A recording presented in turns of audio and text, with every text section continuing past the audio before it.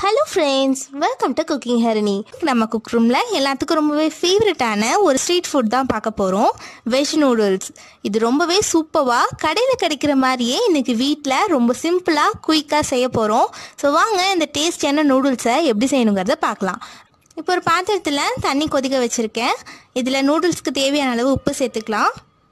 இப்போ இது கூடயே நமக்கு நூடுல்ஸ் நல்லா ஒட்டாம வரக்காக 2 ஸ்பூன் அளவுக்கு ஆயில் சேர்த்துக்கிறேன். இப்படி சேர்த்திங்கன்னா நமக்கு நூடுல்ஸ் நல்லா உதிரியாக கிடைக்கும். இப்போ இதில் ஒரு 180 கிராம் அளவுக்கு நூடுல்ஸ் சேர்த்துக்கலாம். ஸோ சேர்த்துட்டு ஒரு 4 நிமிஷத்துக்கு வேக வச்சுக்குங்க. ரொம்ப நேரம் வேக வச்சிடாதீங்க, அது குழஞ்சிரும். ஸோ இந்த அளவு நல்லா ஒரு ஹாஃப் குக் ஆனதுக்கப்புறமா ஸ்டவ் ஆஃப் பண்ணிவிட்டு இது நல்லா ட்ரைன் பண்ணதுக்கப்புறமா ஒரு கிளாஸ் அளவுக்கு நார்மல் வாட்டர் சேர்த்து வாஷ் பண்ணி எடுத்துக்குங்க.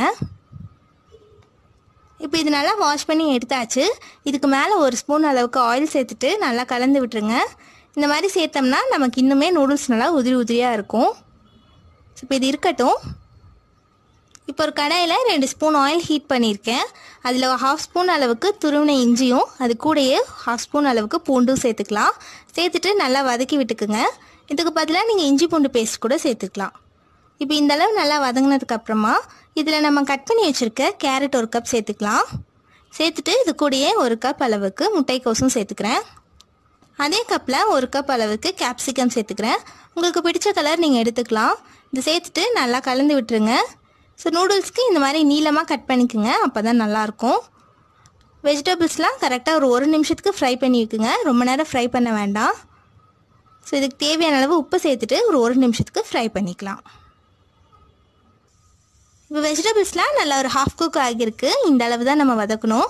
இப்போ இதில் 1 ஸ்பூன் அளவுக்கு சோயா சாஸ் சேர்த்துக்கலாம். இப்போ அதே ஸ்பூனில் 1 ஸ்பூன் அளவுக்கு டொமேட்டோ கெச்சப் சேர்த்துக்கிறேன். ஃபைனலாக 1 ஸ்பூன் க்ரீன் சில்லி சாஸ் சேர்த்துக்கிறேன். சேர்த்துட்டு நல்லா கலந்து விட்டுக்குங்க. உங்களுக்கு நூடுல்ஸ் நல்லா ஸ்பைஸியாக வேணும்னா சில்லி சாஸை ஒரு 2 ஸ்பூன் அளவுக்கு சேர்த்துக்குங்க, சரியாக இருக்கும். இப்போ சாஸ்னால் வெஜிடபிள்ஸில் நல்லா படுற மாதிரி கலந்து விட்டுக்குங்க. இந்த அளவு தான் வெஜிடபிள்ஸ் வதங்கணும். இப்படி இருந்தால் தான் நமக்கு நூடுல்ஸ் சாப்பிடும் போது நமக்கு அது கிடைக்கும். இப்போ இந்த அளவு நல்லா கலந்து விட்டதுக்கப்புறமா நம்ம ஏற்கனவே வேக வச்சு எடுத்துருக்க நூடுல்ஸ் எடுத்து இது கூட சேர்த்திக்கலாம். நம்ம நல்லா ஆயில் அப்ளை பண்ணி வச்சுருந்தங்காட்டி நமக்கு நல்லா உதிரியாக இருக்குது. நூடுல்ஸ் சேர்த்துட்டு நல்லா கலந்து விட்டுக்குங்க. நம்ம சேர்த்துருக்க சாஸ் எல்லாம் நூடுல்ஸில் நல்லா கோட் ஆகிற மாதிரி கலந்து விட்டுக்குங்க. ஸோ சரியாக ஒரு நிமிஷம் கலந்து விட்டிங்கன்னா கரெக்டாக இருக்கும். பார்த்திங்கன்னா இந்த மாதிரி நல்லா கலந்து விட்டாச்சு. இப்போ இதில் 1 ஸ்பூன் அளவுக்கு டொமேட்டோ கெச்சப் சேர்த்துக்கிறேன் ஃபைனலாக. ஸோ இந்த மாதிரி ஃபைனலாக சேர்த்துக்கிட்டிங்கன்னா நமக்கு நூடுல்ஸ் சாப்பிடும் போது ஒரு நல்ல டேங்கி ஃப்ளேவர் கிடைக்கும். ஸோ கெச்சப் சேர்த்துட்டு இதையும் நல்லா மிக்ஸ் பண்ணி விட்டுக்கலாம். ஸோ நம்மளோட நூடுல்ஸ் ரொம்ப சூப்பராக ரெடி ஆகிடுச்சு. ஃபைனலாக இதில் இன்னொரு இன்க்ரீடியன்ட் மட்டும் சேர்த்துடலாம். இதில் ஒரு ஹாஃப் ஸ்பூன் அளவுக்கு பெப்பர் சேர்த்துக்கிறேன். உங்ககிட்ட ஒயிட் பெப்பர் இருந்தால் நீங்கள் அது கூட சேர்த்துக்கலாம், இல்லைன்னா பிளாக் பெப்பரே சேர்த்துக்கலாம். ஸோ ஃபைனலாக சேர்த்துட்டு இதுக்கும் ஒரு மிக்ஸ் கொடுத்துடலாம். ஸோ நல்லா மிக்ஸ் பண்ணதுக்கப்புறமா நம்ம ஸ்டவ் ஆஃப் பண்ணிவிட்டு சர்வ் பண்ணிடலாம். ரொம்பவே டேஸ்டியாக நம்மளோட ஆல் டைம் ஃபேவரட்டான வெஜ் நூடுல்ஸ் ரெடி ஆகிடுச்சு.